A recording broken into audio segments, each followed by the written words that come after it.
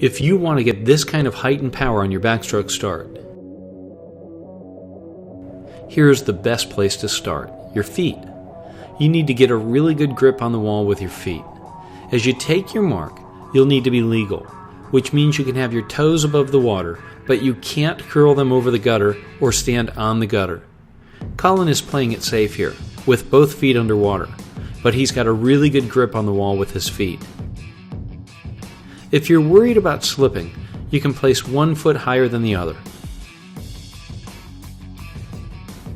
Legal also means that both hands are gripping the starting block, or the edge of the pool, and your eyes are looking at the starting end of the pool.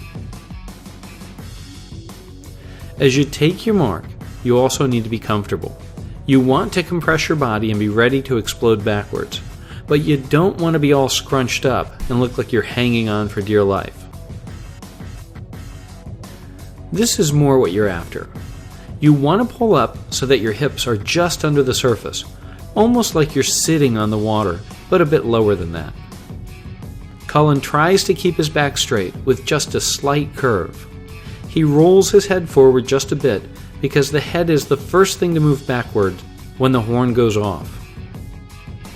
By rolling the head forward, Colin feels like his body is coiled and ready to unleash a lot of good energy and momentum. From underwater, it looks like this.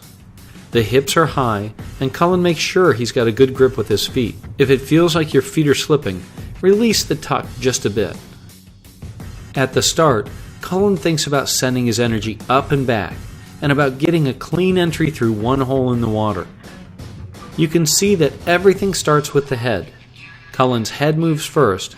He throws it up and back, and looks back for the water. He throws his hands up and back into streamline. The feet follow the arc of the body and then go right into the hole that he made with his hands and head. He tries to throw his toes out of the water, just like you'd snap at the end of a whip. When you're first learning the backstroke start, it can be hard to get up and over the water with a nice clean arc, so here's a trick you can use. Try curling your toes over the gutter. Remember, this is not legal in a race. You should do this only in the learning stage, but it will help you get the arc, and it's very close to the kind of foot grip you'll have in a race when the touch pads are in place. Watch for all the focus points as we review the backstroke start. Hips high, body ready but relaxed, head moves first, arms go up and back, body creates an arc over the water, feet snap out of the water and follow the hands into the same hole, as Colin transitions from the start to the underwater dolphins and into the breakout, which is the subject of our next chapter.